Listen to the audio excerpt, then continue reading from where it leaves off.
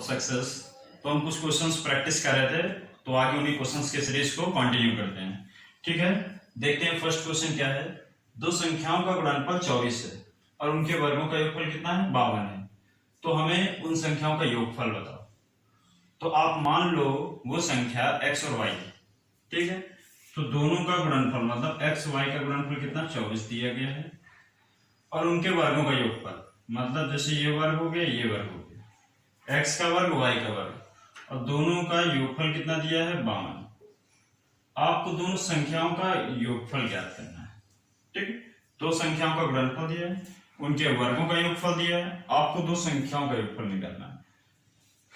तो अब इसमें x plus y whole square का फॉर्मूला आप लगा दो। फॉर्मूला होता है a square B square 2ab। ठीक है, ये हमें ज्ञात करना है, तो इसका कोई मतलब नहीं है। अभी x square plus y square दिया गया 52 और x y कितना दिया, 24। दोनों को जोड़ो, लेकिन पहले गुणा कर लो, ऐसा नहीं 52 तो 54 कर दो। 24 को पहले 2 से गुणा करो, कितना होगा, 48।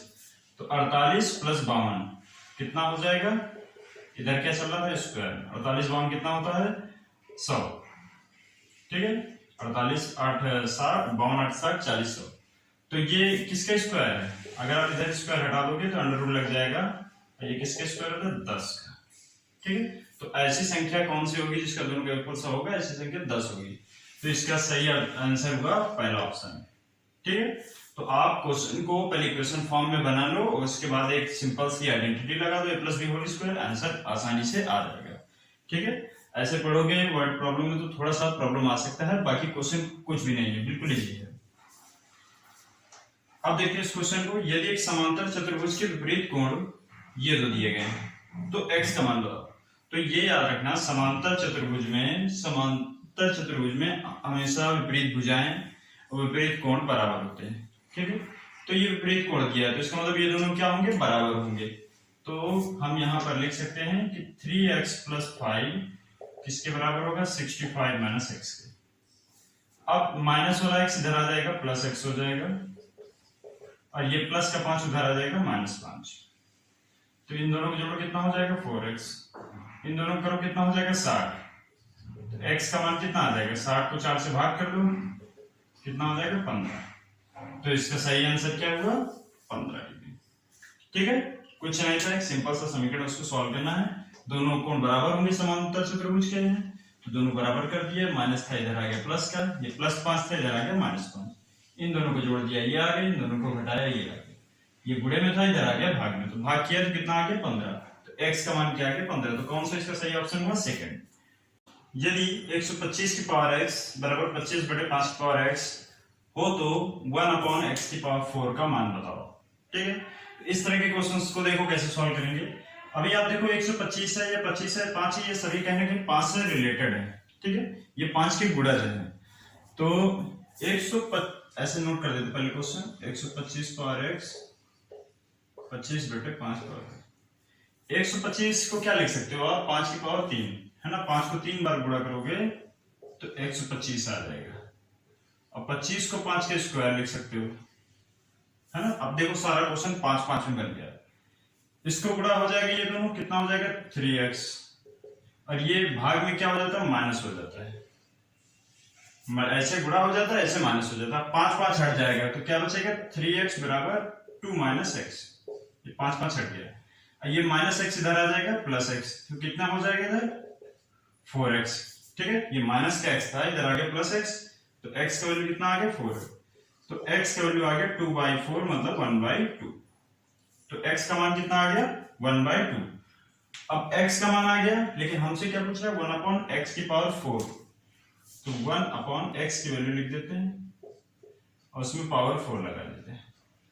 तो गुणा करो, 1 का 4 बार गुणा करोगे 1 ही रहेगा, और जब 2 का 4 बार करोगे, 2 दूनी 4 दूनी 8 दूनी 16। ठीक है, तो कितना आ जाएगा, 16।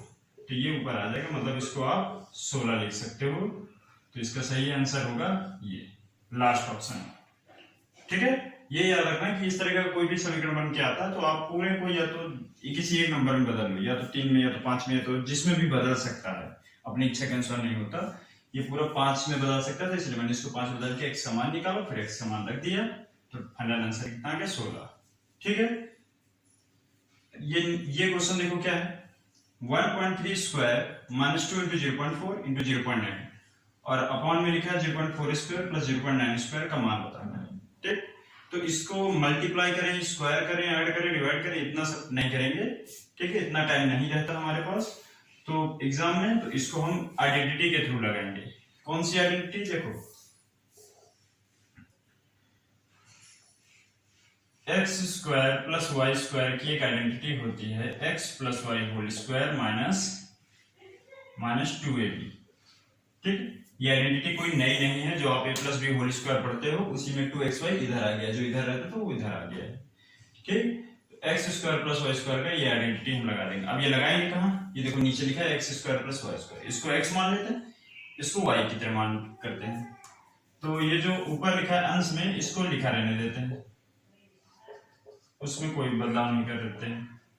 जो हर में लिखा है उसको a x square plus y square, तो इसमें क्या लिखा है x plus y whole square, तो मतलब 0 प्लस 0.4 0.9 का स्क्वायर, ये x प्लस वाई 0.4 प्लस 0.9 का स्क्वायर माइनस 2ab, तो 2ab। अब फिर वही ऊपर सेम रखते हैं, यहां पर इन दोनों को जोड़ दो, कितना हो जाएगा 9 4 13, दशमलव यहां लगेगा और इन सबको गुणा नहीं करो, ऐसे रहने दो। क्यों, क्योंकि आप देखो अब ऊपर नीचे अंश और हर में दोनों बराबर हो गए, दोनों का मान दोनों एक जैसे दिख रहे हैं, तो ये पूरा पूरा कट गया, तो क्या आंसर आ गया इसका 1। ठीक है, कौन सा ऑप्शन सही हुआ इसका, सेकंड। ओके, तो इस तरह के क्वेश्चन हमेशा आइडेंटिटी से ही लगाने का प्रयास करो, ऐसे गुणा और भाग करने की कोशिश मत करना। ठीक है, वो टाइम वेस्टिंग हो जाएगा। तो आपको आइडेंटिटी लगानी, देखना क्वेश्चन में कौन सी आइडेंटिटी फिट बैठेगी, उस आइडेंटिटी का यूज करें और इसमें सही आंसर आ जाएगा। ओके, नेक्स्ट क्वेश्चन देखते हैं क्या है, 12, 13, 15, 18, x, 28, 18, 12, 6, 8। इसका माध्य है 15। आंकड़ों की माध्यिका बतानी, पूरे की माध्यिका आपको बतानी है। ठीक है, माध्यिका के लिए मैंने बताया था सम विषम पे डिपेंड करता है। पहले इसको काउंट करो, 1 2 3 4 5 6 7 8 9 10, 10 हो गए। 10 क्या होगा, एक सम संख्या है। ठीक है, सम विषम का अलग अलग फार्मूला होता है, तो 10 क्या है, सम, तो सम का आधा करो कितना है, 10 का आधा करो कितना हो गया 5, तो आपको पांचवा और छठवां ये दोनों पद आपको ध्यान रखना है। ठीक है, 10 का आधा करो 5, तो पांचवा और छठवां, तो ये कैसे पता चलेगा, इसको आपको अरेंज करना पड़ेगा घटते क्रम में बढ़ते क्रम में। वो तब कर सकते हैं जब यहाँ x का मान हमें पता हो। ठीक है, तभी तो पता चलेगा x कहां पर आएगा। वो कैसे पता चलेगा, माध्य इसमें 15 दिया गया, तो पहले माध्य को सॉल्व करते हैं। माध्य कैसे निकालते हैं, इन सबको जोड़ के। ठीक है, इन सबको जोड़ के जितनी संख्या उससे भाग कर दो। 12 13 जोड़ो कितना होता है, 12 और 13 25, 25 और 15 25 5 3 10 40। ठीक है, इतने का टोटल आ गया 40, हम यहां लिख देते हैं। 18 और 12, ठीक है, 18 और 12 कितना हो गया, 18 तो 20 10 30, बाकी क्या बचा, ये 8 6 14। ठीक, 14 और 28, तो 28 4 32 10 42। ठीक है, 28 और 14 कितना हो गया, 28 4 32 10 42, और प्लस करके x के वैल्यू। ठीक है, हमने कुछ नंबर्स को जोड़ लिया और टोटल कितने हैं, 1 2 3 4 5 6 7 8 9 10, और बराबर में क्या है 15। ठीक, अब इन सबको जोड़ो, 40 30 70 और 70 42 कितना हो गया, 7 4 11 112, और ये 10 से इधर गुणा कर दो 150। अब इस 112 को उधर माइनस करो, कितना आएगा, तो 150 में से 112 माइनस करो, कितना हो गया 38। ठीक है, 38 2 40 10 50, तो x का मान कितना आ गया 38। तो अब आप यहां मान के चलो 38 है। अब आप इसको किसी क्रम में कर लो, घटते या बढ़ते क्रम में, तो बढ़ते क्रम में करते हैं। सबसे छोटा नंबर क्या है 6, फिर है 8, फिर 12 18 नहीं 12 के बाद है 13, 12 दो बार है, 12 12 13 15 18। ठीक है, ये इतने नंबर हो गए। उसके बाद 18 भी दो बार है, फिर 28 38 28 फिर 38। हमको कौन सा नंबर चाहिए था, पांचवा और छठवां, तो पांचवा देखो 1 2 3 4 5, पांचवा नंबर क्या आया है पांचवा क्या आया 13 और छठवां क्या आया है 15, दोनों के जोड़ के आधा कर दो, ठीक है, दोनों के जोड़ के आधा करो, 15 और 13 कितना होता है 28, 28 का आधा करो 14। ये आ गया इसका तीसरा ऑप्शन, ठीक है। क्वेश्चन कुछ बड़ा नहीं था ना डिफिकल्ट था। आपको यहाँ पर क्या करना है, सबको जोड़ के इसको 10 से गुणा कर देना 150 और घटा देना है, तो x का मान मिल जाएगा 38। फिर x का मान भी करके इसको घटते बढ़ते क्रम में कर करके पांचवा और छठवें पद का मान रख करके उसका आधा करना होता है, तो वो क्या मिल जाएगा हमें माध्यिका, ठीक। माध्यिका का यही प्रोसेस होता है, सम और विषम आपको ध्यान देना है। नेक्स्ट क्वेश्चन ये है x² + 10xy को पूर्ण वर्ग बनाने के लिए क्या जोड़ें।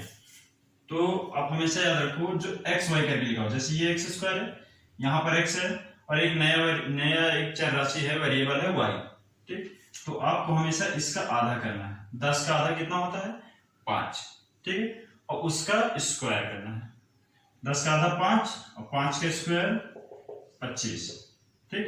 तो अब 25 से दो ऑप्शन आ रहे हैं, एक ये दो नहीं होंगे, ठीक। अब पता चलेगा इसमें x है कि y है, तो x² ऑलरेडी दिया गया क्वेश्चन में, तो अब हमारे पास एक ही ऑप्शन बचता है y², ठीक है, 2 बार x² नहीं होगा। बात समझ में आया ना कैसे करेंगे, देखो जो 10xy है उसका आधा करो 5 और फिर उसका स्क्वायर करो 25, तो 25 के हिसाब से दो ऑप्शन आ रहे थे, x² ऑलरेडी है तो अब सिर्फ y² का ही ऑप्शन बचता है, ठीक है, तो इसके लिए यह सही ऑप्शन होगा।